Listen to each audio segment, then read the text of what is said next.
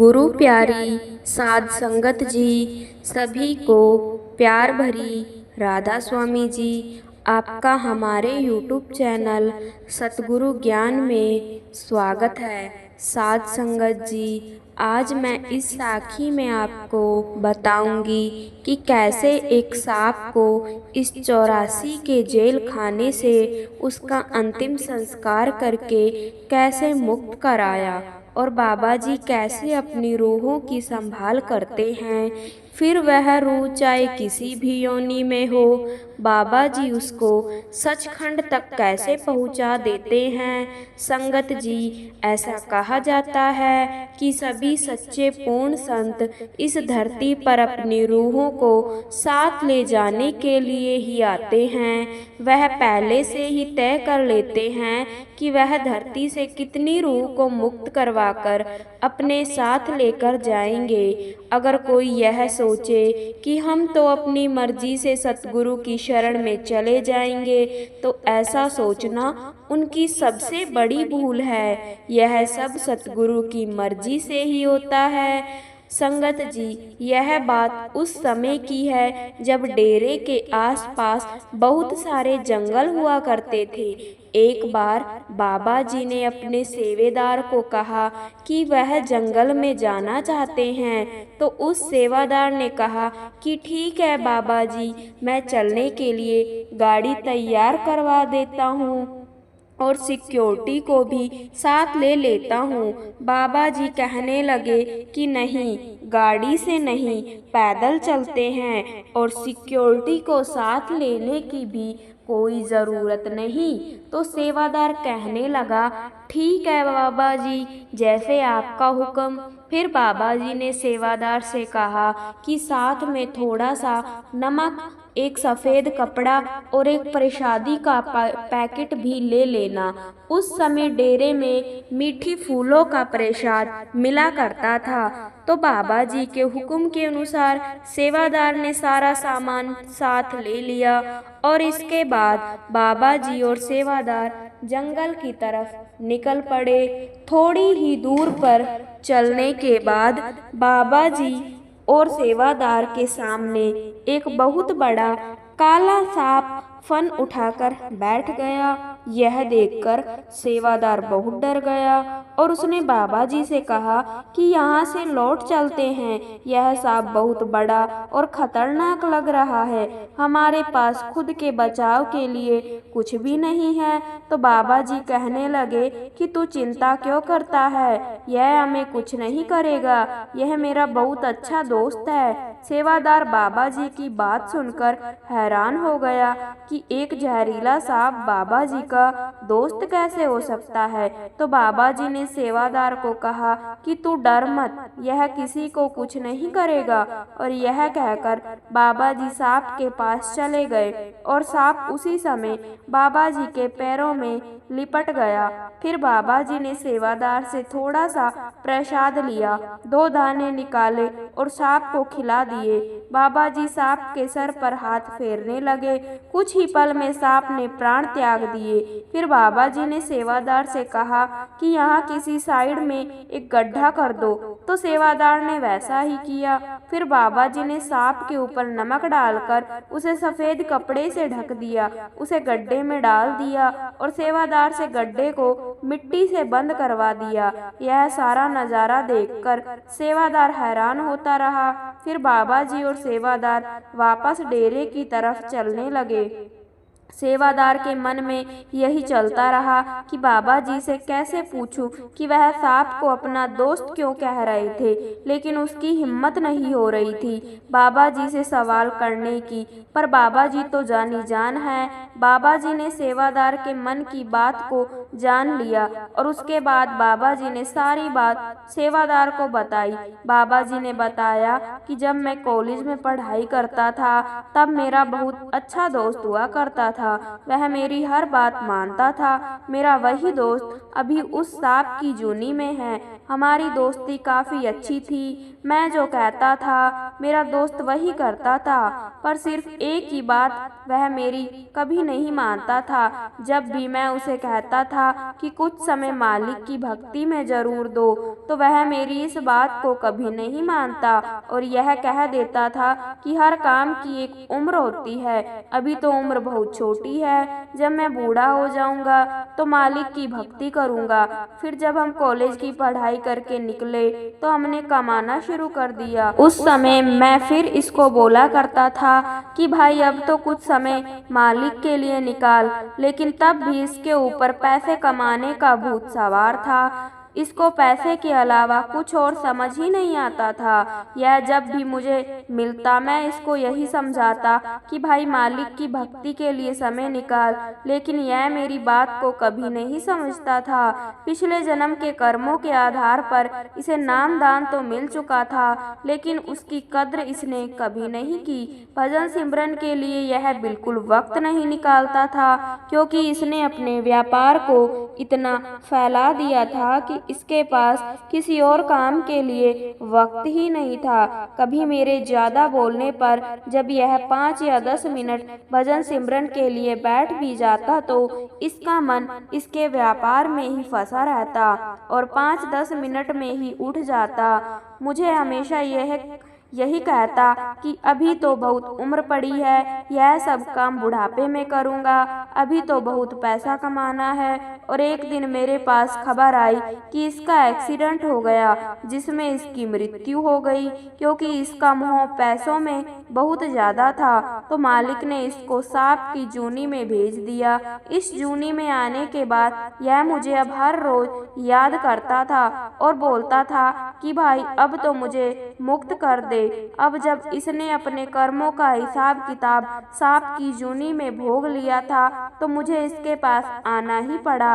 अब इसे फिर से इंसान की जूनी मिलेगी और यह अपना भजन सिमरन पूरा करेगा। इसके बाद ही यह अपने असली घर सचखंड पहुंच सकेगा। साध संगत जी, जो लोग यह सोचकर बैठे हैं कि नाम दान मिल गया, अब तो मुक्ति भी पक्की है, उनको भी इस वीडियो को देखने के बाद समझ आ जाएगा कि सिर्फ नाम दान लेकर मुक्ति नहीं मिलती। यदि उस नाम दान की कदर ना की तो अभी कई और निचली योनियों को भोगना पड़ेगा। हमें नाम दान देकर हमारे सतगुरु ने अपनी जिम्मेवारी पूरी की है, लेकिन जब तक हम नाम सिमरन नहीं करेंगे तो हमारे कर्मों का हिसाब किताब पूरा नहीं होगा और तब तक हम सचखंड नहीं जा पाएंगे। सतगुरु अपनी जिम्मेवारी अच्छे से निभा रहे हैं, अब हमें अपनी जिम्मेवारी निभानी है। इस इंसानी जामे को सचखंड का एकमात्र दरवाजा बताया गया है। यदि हम इसे भी गवा देंगे तो हमें अभी और कई निचली योनियों में जाकर अपने कर्मों का भुगतान देना पड़ेगा। बाबा जी हमें बस रास्ता दिखा सकते हैं, उस पर चलना हमें खुद ही पड़ेगा। बाबा जी भी यह कभी नहीं कहते कि आप पैसा मत कमाओ। बाबा जी हमेशा अपनी सांसारिक और व्यापारिक जिम्मेवारियों को निभाते हुए सतगुरु के लिए हमारी जो जिम्मेवारी बनती है उसे भी निभाने के लिए ही कहते हैं। साध संगत जी, आगे हम आपको बताएंगे कि अगर हम पर बुरा समय आता है तो हमें क्या करना चाहिए। भगवत गीता में भगवान कृष्ण ने अर्जुन को हर वह बात समझाई है जो हर किसी को जीवन में समझना बहुत जरूरी है। जीवन में आने वाली हर मुश्किल और चुनौतियों को स्थिरता से सुलझाने से भगवत गीता की बातें आपकी बहुत मदद करेंगे। गीता को माँ भी कहा गया है, यह इसीलिए कि जिस प्रकार माँ अपने बच्चों को प्यार दुलार देती है और सुधार करती है, महानता के शिखर पर आरूढ़ होने का रास्ता दिखाती है, उसी तरह गीता भी अपना गान करने वालों को सुशील शांति प्रदान करती। यह मनुष्यों को संत शिक्षा देती है और अच्छे और सच्चे इंसान बनने की राह पर अग्रसर होने की प्रेरणा करती है। जिंदगी एक रंगमंच है और हम लोग इस रंगमंच के कलाकार। सभी लोग जीवन को अपने अपने नजरिए से देखते हैं। अपनी जिंदगी के उद्देश्यों को जान लेना आसान है, कठिन तो यह है कि उसे हर रोज अपने साथ रखना और खुद पर काम कर, ताकि एक दिन आप खुद पर उद्देश्य बन जाएं।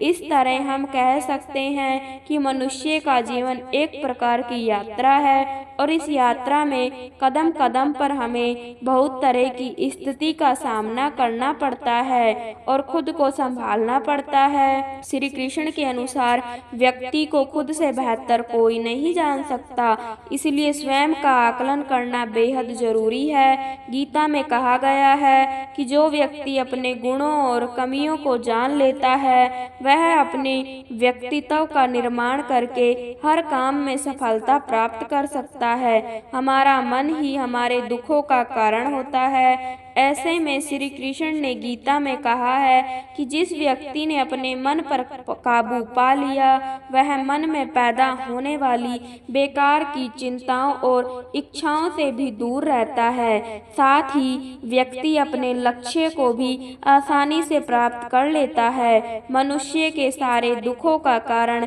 किसी भी व्यक्ति या वस्तु को अपना मानना ही जीवन में आने वाले हर दुख, परेशानी और चिंता का कारण है। अगर मनुष्य यह जान जाए कि जो भी मुझे जीवन में मिला है वह मेरे इस्तेमाल के लिए है पर मेरा नहीं है, वह मेरे पास भगवान की अमानत है और परिवर्तनशील है, इसे एक कहानी के द्वारा समझेंगे।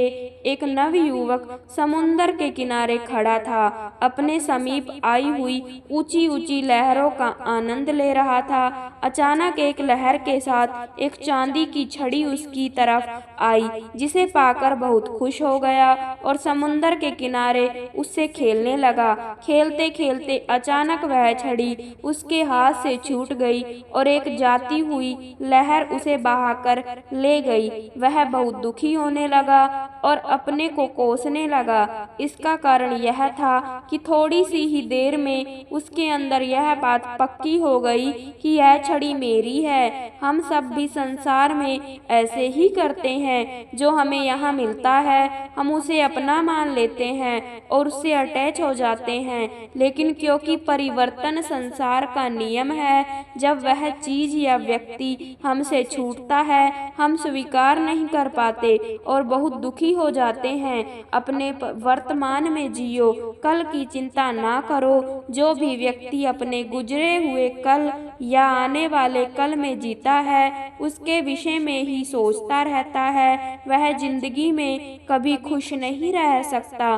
देखा जाए तो बीते हुए कल और आने वाला कल का कोई अस्तित्व ही नहीं है, वह केवल आपकी सोच में विद्यमान है। अपने मन को सदा ऐसे शिक्षित करो कि आप अपने आज के आनंद में जी सको, अपने प्रत्येक पल की मौज ले सको। जो आपके साथ अधर्म करे उसका विरोध अवश्य करो, जो आपके साथ गलत करते हैं उसका विरोध जरूर करें। अगर आप सामने वाले का गलत व्यवहार सहते रहेंगे तो वह आपके साथ गलत करता ही रहेगा। जब अर्जुन ने भगवान कृष्ण से कहा कि जिनसे मैं युद्ध करने जा रहा हूँ वह मेरे भाई और गुरुजन हैं और मेरे उनके साथ युद्ध करने का साहस नहीं है, तो कृष्ण भगवान ने अर्जुन को जागृत किया कि जिन्हें तू अपना मान रहा है वह सब पाप के पक्ष में खड़े हैं और अगर तू इनसे युद्ध नहीं करेगा तो समाज में पाप बढ़ जाएगा, क्योंकि जब गलत का कोई विरोध नहीं करता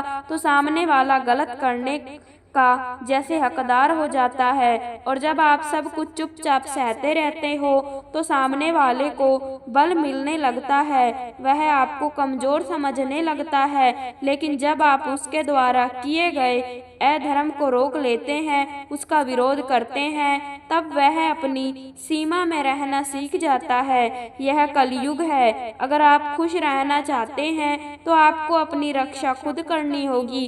किसी से भी जरूरत से ज्यादा मोह मत रखो। रिश्ते हमें दुख नहीं देते हैं पर उनके प्रति हमारा मोह हमें दुख देता है। आज से ही अपने मोह को छोड़कर प्रेम का सबक पक्का करें। मोह अपेक्षाओं से जुड़ा है, जब प्रेम केवल देना जानता है। मोह एक दो के लिए होता है जिन्हें हम अपना मानते हैं।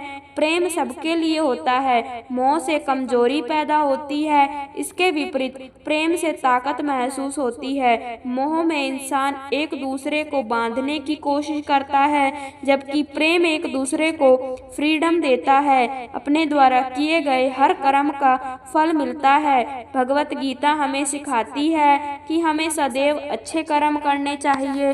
परमात्मा की परख में इंसाफ अवश्य होता है। आपके द्वारा किए गए अच्छे कर्म आपको मुश्किल वक्त में परेशानी से बचाते हैं। इसी तरह आपके द्वारा किए गए गलत कर्म की सजा भी आपको जरूर मिलती है। जो सब कर रहे हैं वह आप मत करो। भगवत गीता में श्री कृष्ण ने अर्जुन को यही सिखाया है कि क्षत्रिय होने के नाते जो तेरा कर्तव्य है, जो तेरे लिए सही है, वही काम कर। दुनिया के लोग ज्ञान और अज्ञान दोनों से चलते हैं, इसीलिए तू दुनिया का अनुसरण ना कर, बल्कि सत्य का अनुकरण कर। तेरा धर्म, तेरा कर्म यही है कि तू अधर्म का नाश कर और धर्म की रक्षा कर। ऐसे ही हर इंसान का अलग अलग कर्तव्य होता है। हम कभी भी कुछ भी इसलिए ना करें कि सब लोग यही करते हैं। अगर आप भी वही करोगे जो सारी भीड़ कर रही है, तो आप उस भीड़ में कहीं खो जाओगे। लेकिन अगर आप विचार करके वह काम करोगे जो आपके लिए सही है, जिसकी आप में प्रतिभा है, तो सारी भीड़ में भी आप अलग नजर आओगे। गंदी आदत की लत ना लगने दे। जहाँ युधिष्ठिर सभी गुणों से संपन्न थे, एक जुए की लत ने उनकी जिंदगी में कितनी मुश्किलें खड़ी कर दी। अपने भाई, अपनी पत्नी, यहाँ तक कि अपना सब कुछ गवा दिया। भगवत गीता के इस उदाहरण से हम सीखें कि जिंदगी में ऐसी कोई गंदी आदत, चाहे वह नशे की हो, चाहे किसी और चीज की, हमारी जिंदगी बर्बाद कर सकती है। इससे पहले कि हमारी गलत आदत हमें बर्बाद कर दे, अपनी उस गलत आदत को खत्म कर दे। भगवत गीता हमें सिखाती है इस बात का कि हम सदा विश्वास रखें कि जो चीज हमारी है वह कहीं ना कहीं से हमारे पास अवश्य पहुंच जाएगी। और जिंदगी में जो कुछ भी आपको हासिल नहीं हुआ है, उसका पछतावा करना और उसके लिए रोना छोड़ दे। प्रयास करना मनुष्य के हाथ में है, पर उसका फल उसके हाथ में नहीं है। किसी का भी दिल ना दुखे। हम जीवन में किसी की मदद करें या ना करें, पर किसी का भी दिल हमारी वजह से ना दुखे। यह बात हमेशा हमें याद रहे। अगर हम किसी का भी दिल दुखा देंगे तो हमें भी उसका दर्द अवश्य मिलेगा। जब हमारी वजह से किसी का दिल दुखता है तो हमें पता नहीं चलता, लेकिन जब हमारा दिल दुखता है तो हमें समझ में आता है जो होगा वह भी अच्छा ही होगा।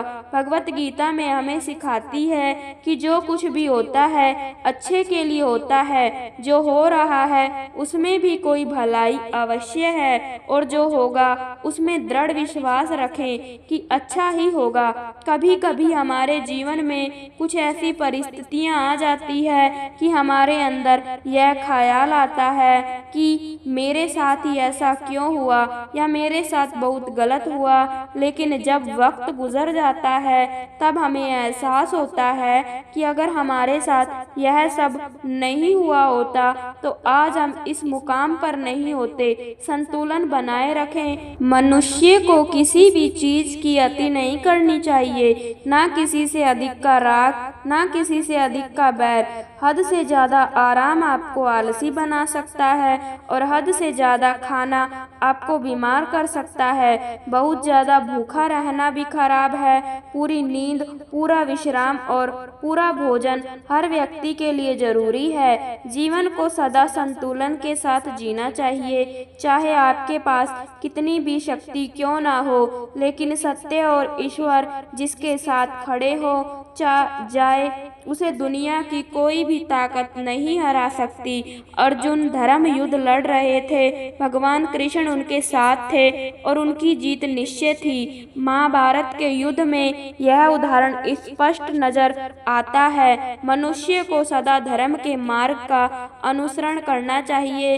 अपने हक के लिए लड़ना जरूरी है। अर्जुन युद्ध नहीं करना चाहता था क्योंकि सामने उसके पितामह और गुरुजन थे, लेकिन श्री कृष्ण ने उसे ज्ञान दिया कि यहाँ पर बात तेरे अधिकारों की है। भरी सभा में द्रौपदी के साथ किया गया अपमान, पांडवों के साथ हुआ अधर्म सहने योग्य बात नहीं है। जैसे हमें गलत करना नहीं चाहिए, वैसे ही गलत सहना भी बड़ा पाप है, फिर चाहे वह अपना ही क्यों न हो। जो भी व्यक्ति श्रीमद् भगवत गीता से मिलने वाली इन सीखों का मनन चिंतन करेगा और इनके महत्व को समझेगा, वह जिंदगी की हर परिस्थिति को स्थिरता के साथ पार कर पाएगा।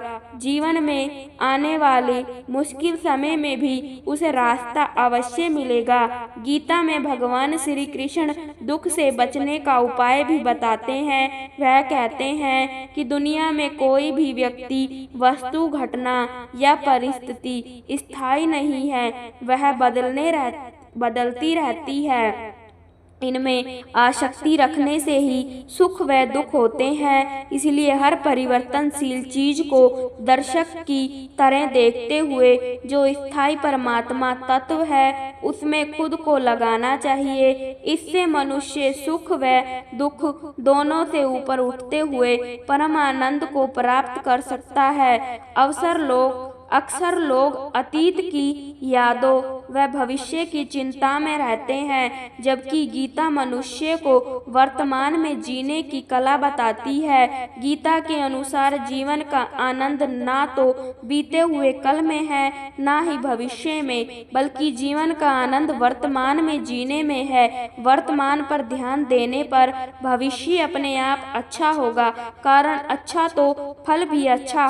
गीता में कहा गया है कि हर कार्य व परिणाम के पीछे कोई न कोई कारण होता है, इसलिए कार्य व परिणाम अच्छा करने के लिए कारण ठीक होना जरूरी है। इसलिए मनुष्य को कारण अच्छा करने पर ध्यान देना चाहिए, इससे परिणाम अपने आप अच्छा होगा। मौत की फिक्र ना करें। गीता मनुष्य को निडर होकर जीना सिखाती है, क्योंकि व्यक्ति को सबसे ज्यादा डर मरने का लगता है, जबकि गीता कहती है कि शरीर व आत्मा दोनों अलग अलग हैं। इनमें शरीर तो हर पल बदलते हुए अंत में खत्म हो जाता है, लेकिन अजर अमर आत्मा को कर्म के अनुसार फिर नया शरीर या मोक्ष प्राप्त होता है। इसीलिए शरीर के बूढ़े होने या मरने की चिंता व डर नहीं होना चाहिए। गीता के अनुसार प्रकृति में कुछ भी स्थायी नहीं होने की वजह उसमें बदलाव होता रहता है। इन बदलावों की वजह से ही जीवन में गरीबी, अमीरी, रोग, निरोग तथा सुख दुख चलते रहते हैं।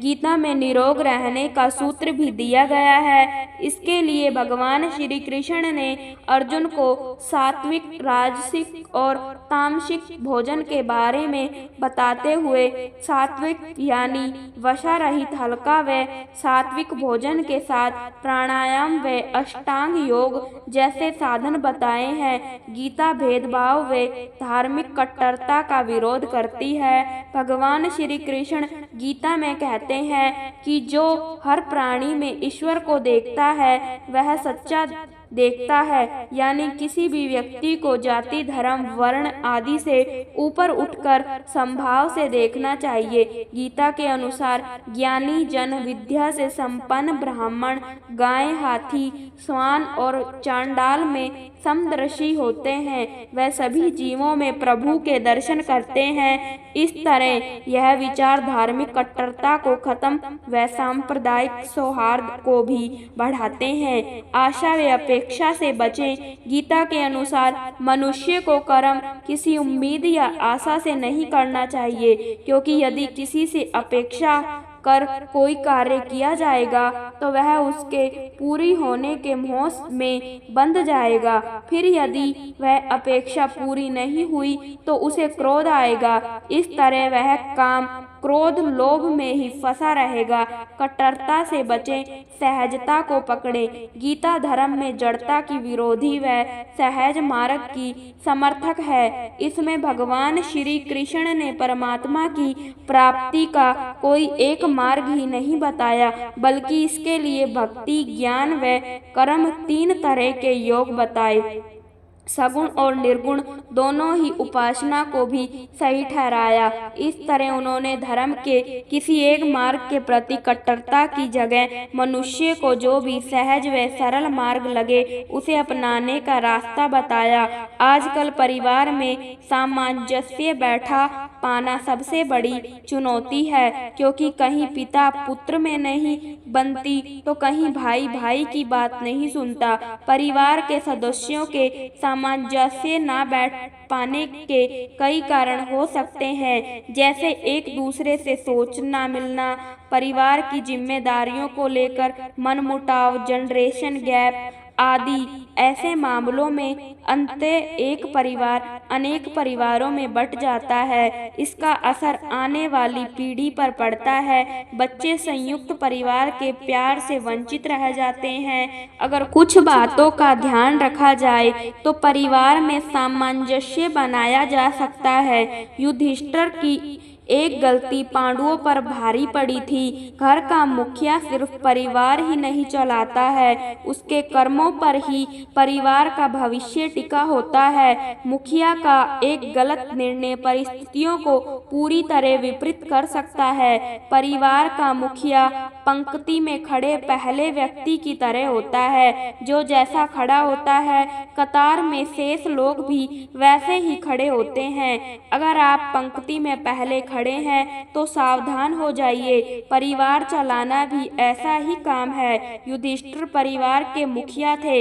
महाभारत में उन्हें धर्मराज भी कहा गया है, जिसका अर्थ है कि वह धर्म का विशेष ज्ञान रखते थे। लेकिन इसके बाद भी उन्होंने एक बहुत बड़ी गलती कर दी, जिसके कारण पांडवों को वनवास जाना पड़ा और दुख भोगने पड़े। जुआ खेलने की लत सिर्फ युधिष्ठिर को थी। दुर्योधन से जुआ भी उन्होंने अकेले ही खेला, लेकिन परिणाम सबने भुगता। द्रौपदी का चीर हरण हो गया। 5 भाइयों को वन में जाना पड़ा। राजपाट हाथ से चला गया। सुंदर नगर इंद्रप्रस्थ भी दुर्योधन ने जीत लिया। कर्म सिर्फ एक ही गलत था, जुआ। युधिष्ठिर अगर जुआ नहीं खेलते तो शायद इतना अपमानित नहीं होना पड़ता। यदि आप परिवार के मुखिया हैं तो आपकी जिम्मेदारी भी ज्यादा है। निजी आनंद व निजी स्वार्थ के लिए कोई ऐसा काम ना करें जिसका परिणाम पूरे परिवार को भुगतना पड़े। जैसे भी कोई निर्णय ले तो वह सोच कर ले कि उसका परिणाम आपके पूरे परिवार को भुगतना पड़ सकता है। कभी भी सिर्फ निजी शौक या हित के लिए ही कोई काम ना करें, हमेशा दूरदृष्टि का उपयोग करें। गीता एकमात्र ऐसा ग्रंथ है जो मानव को जीने का ढंग सिखाता है। गीता जीवन में धर्म, कर्म और प्रेम का पाठ पढ़ाती है। श्रीमद् भगवत गीता का ज्ञान मानव जीवन और जीवन के बाद के जीवन दोनों के लिए उपयोगी माना गया है। गीता संपूर्ण जीवन दर्शन है और इसका अनुसरण करने वाला व्यक्ति सर्वश्रेष्ठ होता है। मैं श्री कृष्ण ने कहा कि परिस्थितियां चाहे कितनी भी खराब हो, वह हमेशा एक सी नहीं रहती, बदलती जरूर है। इसलिए मनुष्य को हिम्मत नहीं हारनी चाहिए। समय जब पलटता है तो सब कुछ पलट देता है। इसलिए अच्छे समय में घमंड ना करें और बुरे वक्त में सब्र रखना ना छोड़े। बुरे वक्त में तो हर कोई भगवान को याद करता है, पर दुनिया में बहुत ही कम लोग हैं जो अपने अच्छे वक्त में भी भगवान को याद करते हैं। संघर्ष करते हुए कभी मत घबराना, क्योंकि संघर्ष के दौरान ही इंसान अकेला होता है। सफलता के बाद तो सारी दुनिया साथ देती है। जब आप कृष्ण की पूजा नहीं कर पाए तो यह मत समझना कि समय नहीं मिला। सोचो, आज हमने ऐसा कौन सा काम किया कि भगवान ने अपने सामने खड़ा होना पसंद नहीं किया। मन को निराश ना कर, बस श्री कृष्ण पर तू विश्वास कर, हर पल साथ है। मुरली वाला, इस बात का एहसास कर समस्याएं हमारे जीवन में बेवजह नहीं आती। उनका आना एक इशारा है कि हमें अपने जीवन में कुछ बदलना है। गीता के अनुसार कोई नहीं देगा तेरा साथ, यहाँ तुझे लड़ना भी खुद है और संभलना भी खुद है।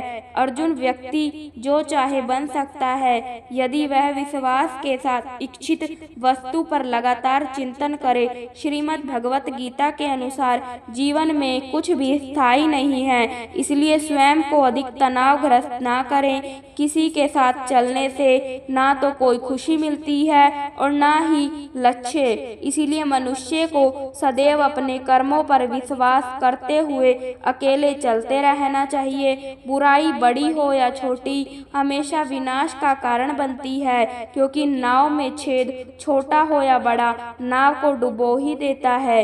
गीता का पहला सूत्र कर्म करते रहने का है। गीता के अनुसार मनुष्य को कभी भी आलसी, अकर्मण्य या क्रियाहीन नहीं होना चाहिए। अपने कर्तव्य के अनुसार लगातार कर्म करते रहना चाहिए। यह कर्म फल की इच्छा से भी ना हो, क्योंकि फल मनुष्य के हाथ में नहीं है और फल की कामना स्वार्थ, लोभ व मोह से संबंध रखती है।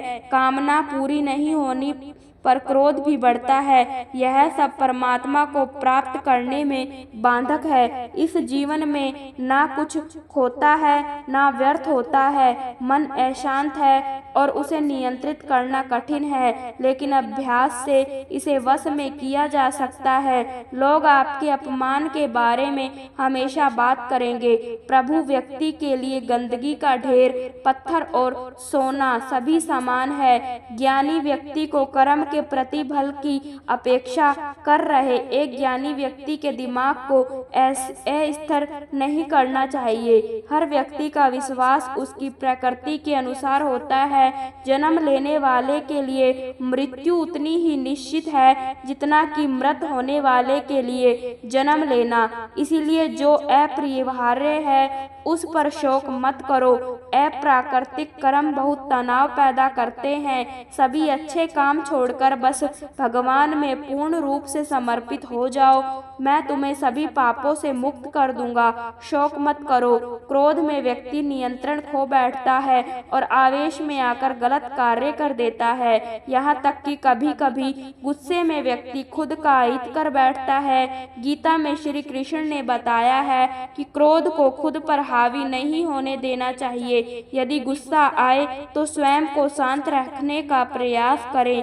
गीता के अनुसार व्यक्ति को संदेह या संशय की स्थिति में नहीं रहना चाहिए। जो लोग संशय की स्थिति में रहते हैं उनका भला नहीं हो सकता है। जीवन में स्पष्ट नजरिया होना चाहिए। छोटे बच्चे जो कुछ भी सीखते हैं उसे वह हमेशा याद रखते हैं। बच्चों का बचपन उनके भविष्य की नींव होती है। ऐसे में बच्चों को कम उम्र में माता पिता को बच्चों को अच्छी बातें सिखानी चाहिए, जिससे उनकी जिंदगी बेहतर बने। अगर आप अपने बच्चों को ज्ञान देना चाहते हैं तो श्रीमद् भगवत गीता के अनमोल वचन अपने बच्चों को जरूर सुनाएं या फिर उन्हें पढ़ाएं। भगवत गीता के वचन न केवल बड़े लोगों बल्कि आपके बच्चे का सही मार्गदर्शन करेंगे। इंसान को अपना कर्म करना चाहिए, फल की इच्छा नहीं करनी चाहिए। किसी काम को करने से पहले उसके फल के बारे में नहीं सोचना चाहिए। बच्चे अक्सर सोचते हैं कि एग्जाम बहुत मुश्किल है, उनसे नहीं होगा। ऐसे में उन्हें समझा कि वह फल की ना सोचे, वह केवल अपना कर्म करें। उनका कर्म है पढ़ना और उस एग्जाम को देना। अगर मन में पहले ही आ जाएगा कि नहीं होगा तो फिर एग्जाम के लिए बच्चे उतनी मेहनत नहीं करेंगे।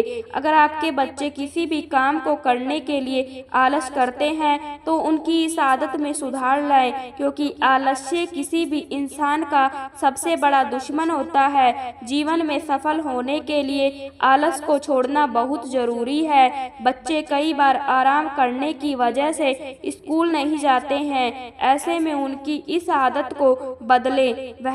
वहीं कुछ बच्चे अपने आलस की वजह से स्कूल होमवर्क नहीं करते हैं।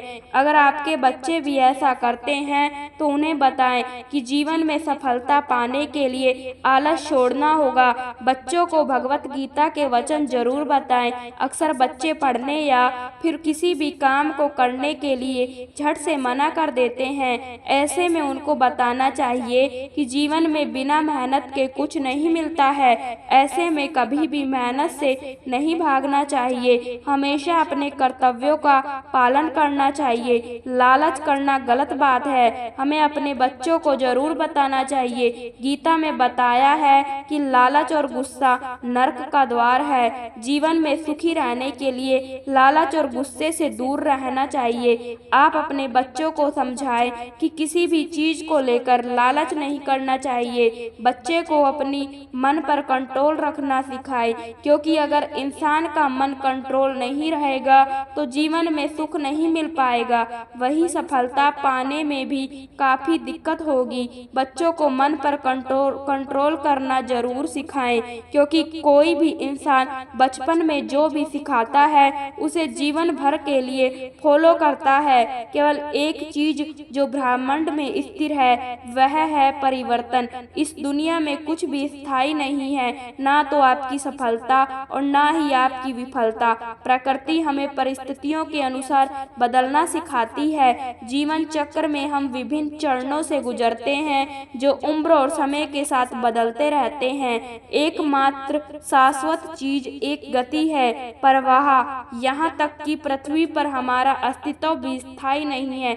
यदि हम इसे गहराई से समझते हैं तो हमें कठिन समय, दुखद घटनाओं और नुकसान को एक गुजरती स्थिति के रूप में स्वीकार करता है। इसके अलावा हम प्रतिष्ठित सफलता और उपलब्धियां के क्षणों में धोखा या गर्व नहीं करेंगे।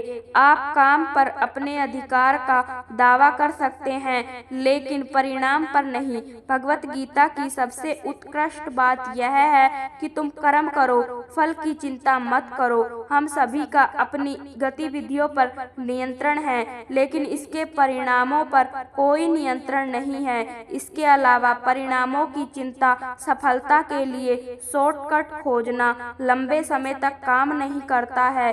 सफलता पाने के लिए आपको परिणामों के प्रति लालसा के बिना काम करना सीखना चाहिए। हमें हमारे काम की मुश्किलों से नहीं, बल्कि एक छोटे मिशन के लिए एक स्पष्ट मार्ग का रास्ता देखना चाहिए। आपके उद्देश्यों तक पहुंचने से आपको कौन रोक रहा है? स्पष्टता की कमी एकमात्र कारण है कि जिसके कारण बहुत से लोग जितना वह कर सकते हैं उससे कम में संतुष्ट हो जाएं। भ्रम या स्पष्टता की कमी से सपनों का परित्याग होता है और आराम पाने के मार्ग का चयन होता है। छोटी या सामान्य चीजों से संतुष्ट ना हो, बड़ा सपना देखें और अपने मार्ग की पूर्ण स्पष्टता प्राप्त करें। अपने मन में सकारात्मक विचार लाएं। इस चंचल मन को महारत हासिल करने के लिए प्रशिक्षित करें और यह सफलता का सबसे सुरक्षित तरीका है। ध्यान में महारत हासिल करने वाला मन हवा रहित स्थान पर दीपक की अटूट अग्नि के समान होता है। अपने सपनों को पूरा करने के लिए अपने मार्ग की स्पष्टता होनी चाहिए। सही विश्वास जीवन में परिवर्तन लाता है, लेकिन आपको यह सब कैसे मिलता है? ध्यान परम मार्ग है। एक मन चंचल होता है जिसमें एक समय में हजारों विचार चलते हैं।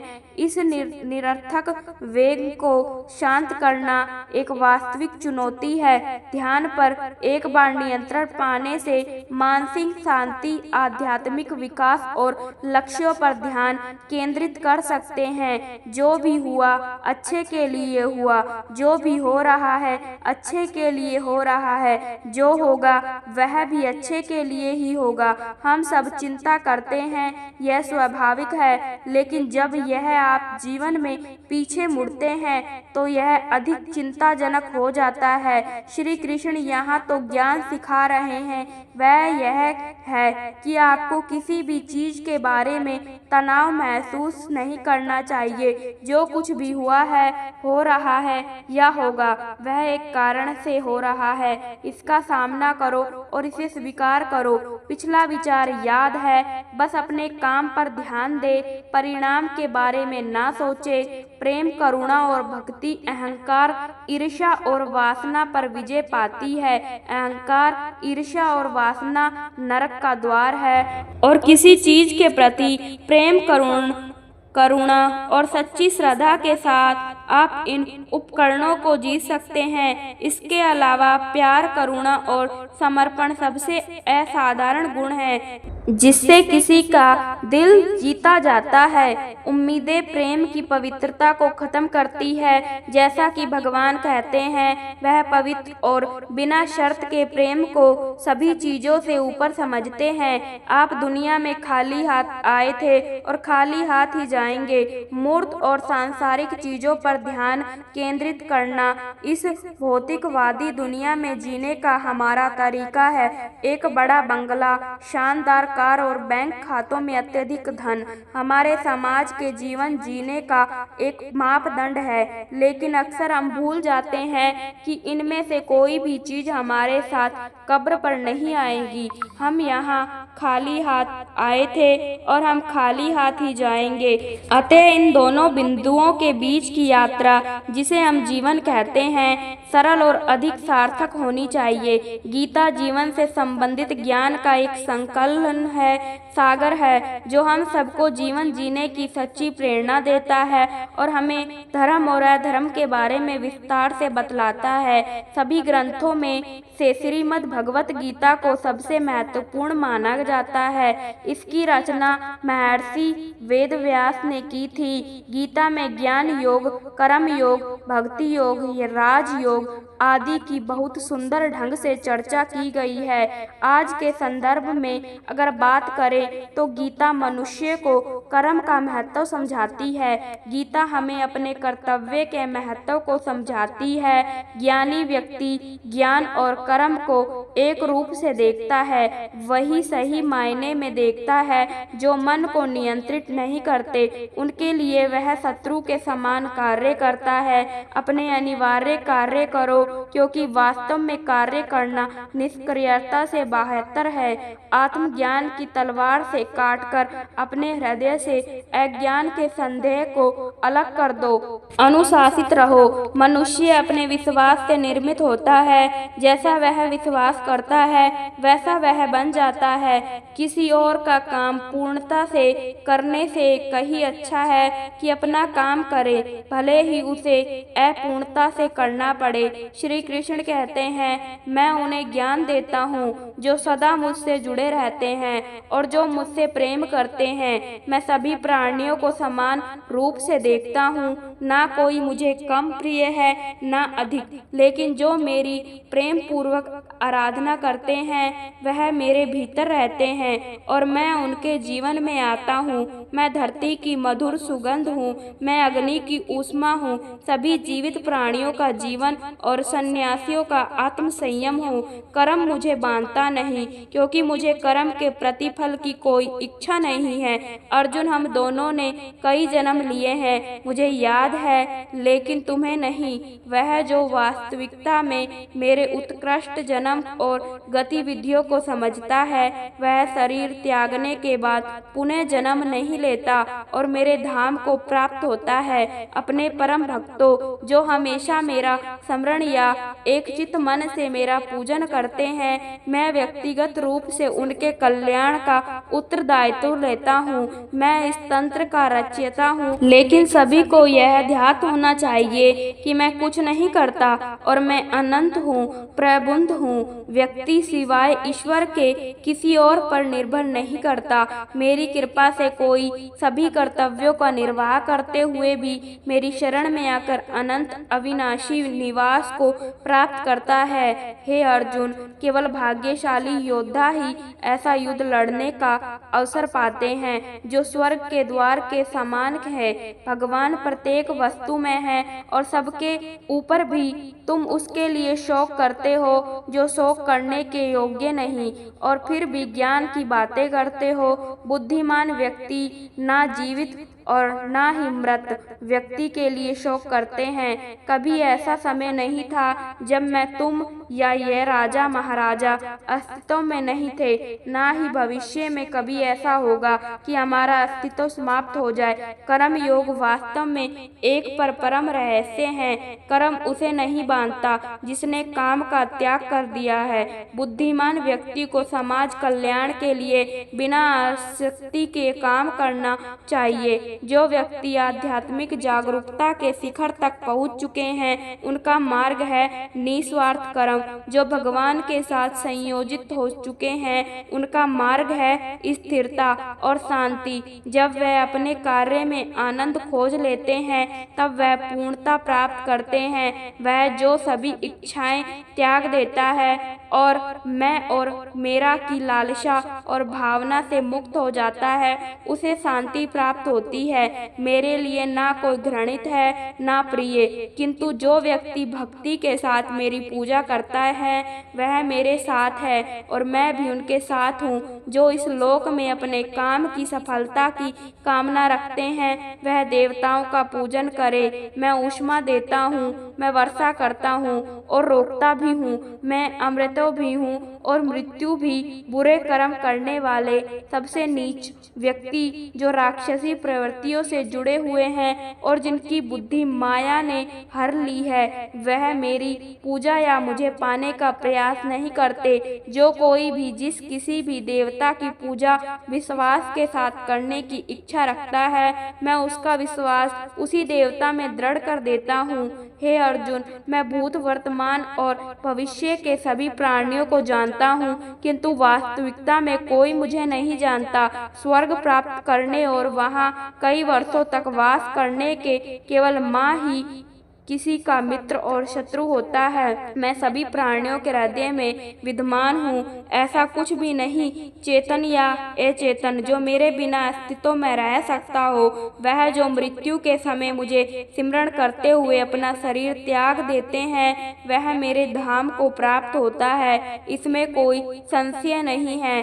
वह जो इस ज्ञान में विश्वास नहीं रखते, मुझे प्राप्त किए बिना जन्म और मृत्यु के चक्र का अनुगमन करते हैं। गंभीर तपस्या और ज्ञान मार्ग से ध्यान श्रेष्ठ है। सर्वोच्च वास्तविकता उन लोगों की चेतना में प्रकट होती है जिन्होंने खुद को जीत लिया है, जो अपने कर्म के फल के प्रति आसक्ति को नहीं छोड़ सकते। वह मार्ग से कोसों दूर है। कोई भी इंसान जन्म से नहीं बल्कि अपने कर्मों से महान बनता है। फल की अभिलाषा छोड़कर कर्म अपने वाला पुरुष ही अपने जीवन को सफल बनाता है। जो हुआ वह अच्छा हुआ, जो हो रहा है वह अच्छा हो रहा है, जो होगा वह भी अच्छा ही होगा। मेरा तेरा, छोटा बड़ा, अपना पराया मन से मिटा दो, फिर सब तुम्हारा है और तुम सबके हो। धरती पर जिस प्रकार मौसम में बदलाव आता है, उसी प्रकार जीवन में भी सुख दुख आता जाता रहता है। जीवन में ऊंचा उठने के लिए पंखों की जरूरत केवल पंछियों को पड़ती है। मनुष्य तो जितना विनम्रता से झुकता है, उतना ही ऊपर उठता है। मैं सभी प्राणियों को समान रूप से देखता हूँ। ना कोई मुझे कम प्रिय है ना अधिक, लेकिन जो मेरी प्रेम पूर्वक आराधना करते हैं, वह मेरे भीतर रहते हैं और मैं उनके जीवन में आता हूँ। वह जो मृत्यु के समय मुझे सिमरण करते हुए अपना शरीर त्यागते हैं, वह मेरे धाम को प्राप्त होता है, इसमें कोई संशय नहीं है। श्रीमद् भगवत गीता के अनुसार व्यक्ति को हमेशा अपने स्वभाव के अनुसार अपना कार्य और आजीविका चुननी चाहिए। हमेशा उसी काम का चुनाव करें जिसमें आपको खुशी मिलती हो। व्यक्ति को हमेशा अपनी प्रकृति और क्षमता के अनुसार ही काम करना चाहिए। गीता के अनुसार कर्म करते समय व्यक्ति को ना तो पिछली बातें सोचनी चाहिए और ना ही आने वाले समय की चिंता करनी चाहिए। जो काम आपके हाथ में इस समय, वही श्रेष्ठ श्रेष्ठ है, यानी वर्तमान कर्म से अच्छा कुछ और नहीं, इसलिए इसे अपनी पूरी क्षमता के साथ करना चाहिए। सिर्फ अपना कर्म करते रहो, कर्म को छोड़कर सिर्फ भगवान का नाम जपना भी व्यावहारिक नहीं है। कर्म के बिना जीवन का अस्तित्व नहीं है। कर्म से ही मनुष्य को सिद्धि प्राप्त हो सकती है। गीता में कहा गया है कि शिक्षा और ज्ञान उसी व्यक्ति को मिलता है जिसमें जिज्ञासा हो। सम्मान से सवाल पूछने से व्यक्ति को ज्ञान मिलता है। व्यक्ति को ज्ञान की प्राप्ति तभी होती है जब वह अपनी जिज्ञासा जाहिर करता है। शास्त्रों में लिखी बातें, गुरु की सीख और अनुभव के सही तालमेल से ज्ञान मिलता है। दर्द जीवन का एक स्वाभाविक हिस्सा है। जन्म स्वयं दर्द के साथ आता है और मृत्यु भी दर्द के साथ आती है। जीवन उतार चढ़ाव, सुख दुख की यात्रा है। इस भौतिकवादी समाज में संतुलित जीवन जीने की चुनौतियां और प्रयास भी एक प्रकार का दर्द है। इससे बच नहीं सकते। दुख जीवन का एक अपरिहार्य हिस्सा है और हमें इससे निपटना चाहिए, लेकिन इससे निपटने से पहले दर्द की प्रकृति को समझना चाहिए। जीवन में कई तरह से दर्द का अनुभव कर सकते हैं, इसलिए बुद्धिमानी से इसका सामना करने के लिए पहले उस दर्द की पहचान करनी चाहिए जो अनुभव कर रहे हैं। आदि भौतिक पीड़ा वह पीड़ा है जो सांसारिक है, अन्य प्राणी हम पर थोपते हैं। सच्चा दोस्त धोखा दे रहा है या परिवार का सदस्य जब उनकी सबसे ज्यादा जरूरत है आपके पास नहीं है। यहाँ तक कि बीमारी या जानवरों या कीटों द्वारा लाए गए रोग भी परेशान कर रहे हैं। यह सभी आदि भौतिक का हिस्सा है। आदि दैविक पीड़ा हमारे नियंत्रण से बाहर है। यह ऐसी पीड़ा है जिसके पीछे छिपी वजह को पहचानना समझ से परे है। बाढ़ और तूफान जैसी प्राकृतिक आपदाएं दुनिया भर में लाखों लोगों को अस्थायी पीड़ा पहुंचाती है। यह आदि दैविक पीड़ा है जिस पर हमारा कोई बस नहीं। आध्यात्मिक पीड़ा जीवन में पीड़ा का मुख्य कारण यह हमारी लाई हुई पीड़ा है। यह मन और शरीर के ठीक से काम न करने का परिणाम है। सकारात्मक सोच की कमी जीवन में असफलताओं और अक्षमता की ओर ले जाती है जो काफी परेशान करने वाली हो सकती है। बहुत से लोगों में भरोसे, सहनशीलता और मनोवैज्ञानिक सहन शक्ति की कमी होती है क्योंकि उनमें शांति प्राप्त करने की प्रबल आध्यात्मिक इच्छा नहीं होती। एक बार जब दर्द का कारण ढूंढ लेते हैं तो हम उसका समाधान ढूंढ सकते हैं, लेकिन किसी भी प्रकार के दर्द से निपटने के लिए पहला कदम डिटैचमेंट है, यानी पीड़ा से अलग हटकर साक्षी भाव से देखिए। अहंकार और सांसारिक आकांक्षाएं आध्यात्मिक दुख का प्राथमिक कारण है। किसी चीज को इतना चाहते हैं कि हर कीमत पर उसे पाना चाहते हैं, इसके लिए खुद को नुकसान पहुंचाने तक चले जाते हैं। जब भी ऐसा पीड़ा हो तो खुद से कहिए इसे छोड़ो और आगे बढ़ो। इंद्रियों के विषय के प्रति वैराग्य विकसित करना होगा। हर स्थिति में खुद को भावनात्मक रूप से शामिल ना होने दे, कम करें और जिम्मेदारियों का ध्यान रखें, लेकिन परिणामों के बारे में सोचकर भावनात्मक रूप से अटैचमेंट ना रखें। किसी भी स्थिति या उस व्यक्ति के बारे में ज्यादा ना सोचें जिसके कारण आपको परेशानी हुई। साथ संगत जी ऐसी ही रूहानी सत्संग और साखी सुनने के लिए चैनल को सब्सक्राइब जरूर करें जी। और अगर आप उस कुल मालिक परमात्मा की खोज में हैं तो कमेंट में राधा स्वामी जी जरूर लिखें जी। राधा स्वामी जी।